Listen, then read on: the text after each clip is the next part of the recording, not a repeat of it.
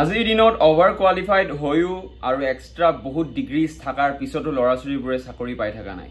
ইণ্ডিয়াত around 80 to 90% ল'ৰা-ছোৱালী unemployed হৈ আছে। এইটো এটা এষ্টিমেটেড ডেটা য'ত 80 পৰা 90% ল'ৰা-ছোৱালীয়ে of campus interview the reject হৈ আছে। মানে তেখেতসকলে নিজে এটা বেংক বা অফিচ কোনোবা অৰ্গেনাইজেশ্যনত গৈছে আৰু তেখেতসকলৰ ৰিজিউমিটো ইনষ্টেণ্টলি বা ইণ্টাৰভিউৰ পিছত ৰিজেক্ট হৈ গৈছে।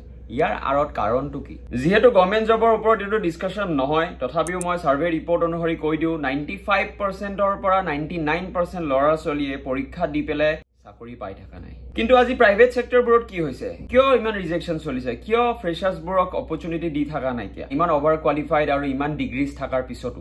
অভাৰ কোৱালিফাইড বা এক্সট্ৰা ডিগ্ৰীজ থাকিলে যে আপুনি স্কিল্ড হয় সেইটো কোনো কথা নহয়। কিতাপৰ দুনিয়া আৰু প্ৰেক্টিকেলিটিৰ মাজত বহুত পাৰ্থক্য আছে। আজিৰ ল'ৰা-ছোৱালীবোৰে নিজকে স্কিল কৰি তুলিব লাগিব যদি এটা জবৰ দৰকাৰ আছে। এতিয়া মোক ইয়াতে বহুতে প্ৰশ্ন সুধিব যে যদি আমাৰ নিচিনা ফ্ৰেচাৰসকলক যদি অপৰচুনিটিয়ে নিদিয়ে তেতিয়াহ'লে আমি কেনেকৈ প্ৰমাণ কৰিম যে আমি স্কিল্ড হয়? এটা ইণ্টাৰভিউ 5 পৰা 10 মিনিটৰ কাৰণে হয় আৰু এজন ইণ্টাৰভিউৱাৰে সেই 5 পৰা 10 মিনিটৰ ভিতৰতে পাৰচেপশ্যন এটা ক্ৰিয়েট কৰে যে সেই কেণ্ডিডেটটো একচুৱেলি কি হয়, ৱেদাৰ সেই কেণ্ডিডেটটোৱে সঁচা কথা কৈ আছে নে মিছা কথা কৈ আছে। আৰু সেই 5 পৰা 10 মিনিটৰ ভিতৰতে বহুত কেণ্ডিডেট এনেকুৱা থাকে নিজৰ স্কিলটো প্ৰেজেণ্ট কৰিব নোৱাৰে। মই সেইটো কাৰণে ছেপাৰেট ভিডিঅ' এটা বনাই দিম কেনেকৈ স্কিল্ড হ'ব লাগে। এটা ইণ্টাৰভিউ আপুনি ক্ৰেক কৰিবলৈ কাৰণে আপুনি তাৰ কাৰণে কেনেকৈ প্ৰিপেয়াৰ কৰিব। আৰু এইটো এটা ওৱান অফ দ্য ৰিজন হয় যাৰ কাৰণে মেক্সিমাম কেণ্ডিডেটবোৰ ৰিজেক্ট হয়। নিজকে প্ৰেজেণ্ট কৰিব নোৱাৰে যে মই পাৰ্টিকুলাৰলি কিমানখিনি স্কিল্ড হয়, সেই জবটোৰ কাৰণে মই ফিট হয়, সেই প্ৰেজেন্টেশনটো দিব নোৱাৰে যিসকলে জেনুইনলি চাকৰি এটা বিচাৰি আহে। মোৰ ওচৰত বহুত মেইলছ, হোৱাটছএপ আৰু ইউটিউবত বহুত ধৰণৰ কমেণ্ট আহে যে জব লাগে আৰু জব আছে মাৰ্কেটত, কিন্তু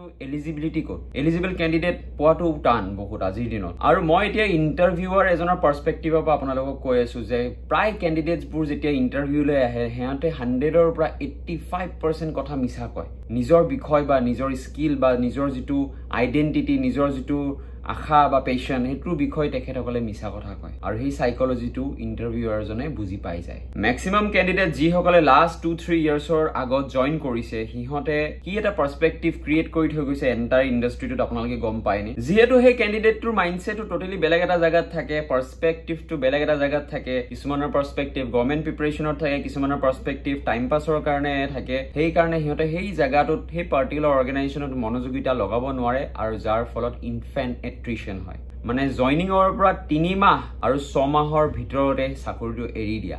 আৰু এই ডেটাটো আপুনি শুনিলে ভয় খাই যাব। এৰাউণ্ড 50% প্লাছ কেণ্ডিডেটে এই কামটো কৰি আছে। আজিকালি ইণ্টাৰভিউৱাৰ বিলাকেও ভয় খায় চাকৰি এটা দিবলৈ কাৰণে আৰু দিন বা দিন ষ্ট্ৰিক্ট হৈ গৈ আছে ইণ্টাৰভিউ প্ৰচেছবোৰ।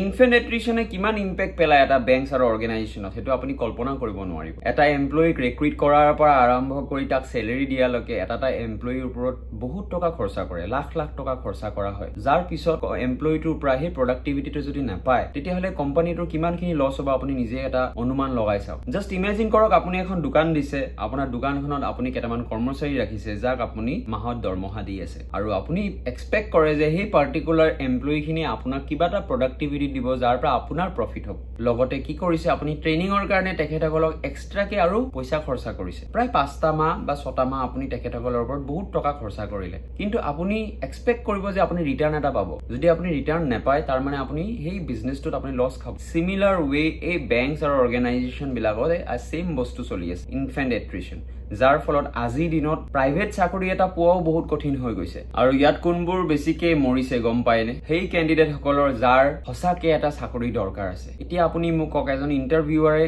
কেনেকে গম পাব যে সেই পাৰ্টিকুলাৰ কেণ্ডিডেটটোৰ কি পাৰচেপশ্যন কেৰি কৰি আহিছে? এটা লেভেললৈকে পাৰচেপশ্যন বা সাইকলজি বুজিব পৰা যায়, কিন্তু ভগৱানটো নহয়। সেইকাৰণে আজিৰ দিনত ইমান কঠিন হৈ গৈ আছে চাকৰি এটা পোৱা, স্পেচিয়েলি ফ্ৰেচাৰ্ছসকলে। মই ভিডিঅ'ৰ আৰম্ভণিতে স্কিল্ড বুলি কেইবাবাৰো মেনশ্যন কৰিছোঁ আৰু যাৰ কাৰণে মই এটা এক্সট্ৰা ভিডিঅ' বনাম। আৰু মই বিচাৰোঁ যে আমাৰ অসমৰ নিবনুৱাসকল যিসকলে বহুত ষ্ট্ৰাগল কৰি আছে চাকৰি এটা পোৱাত, তেখেতসকলে যাতে চাকৰি এটা পায় নিজৰ ঘৰখন চলাব পাৰে। আৰু মই বুজি পাওঁ সেই পেইনটো, ঘৰত বহি থকাৰ পেইনটো এজন নিবনুৱাই বুজি পায়, কাৰণ ময়ো এটা সময়ত নিবনুৱাই আছিলোঁ। চ' মোক ফ'ল' কৰি ল'ব। মই একচুৱেলি সময় নাপাওঁ, বহুত কম সময় পাওঁ ভিডিঅ'জ বনাবৰ কাৰণে। সেই এতিয়া চাওক মই আজি ৰাতিপুৱা 6টা বজাত উঠিছোঁ এই ভিডিঅ'জ বনাবৰ কাৰণে। মই আছোঁ এটা হোটেল ৰুমত আৰু মোৰ আছে ট্ৰেইনিং প্ৰায় 9টাৰ পৰা। ভিডিঅ'টো বনাইছোঁ নট জাষ্ট মনেটাইজেশ্যনৰ কাৰণে, সেইটো এটা এক্সপেক্টেশ্যন থাকে, চবৰে থাকে ইউটিউবৰ ক্ষেত্ৰত, মোৰো আছে। কিন্তু মোৰ লগত যদি কাৰোবাৰ ভালো হৈ আছে, কাৰোবাৰ যদি জব লাগি আছে, তেতিয়াহ'লে তাত ক্ষতি কি আছে? ছাবস্ক্ৰাইব টু মাই চেনেল কিবা সুধিব লগা থাকিলে সুধিব মই পৰাপক্ষত সবৰ কমেন্টৰে ৰিপ্লাই দিওঁ আৰু see you on the next vlog till then take care bye bye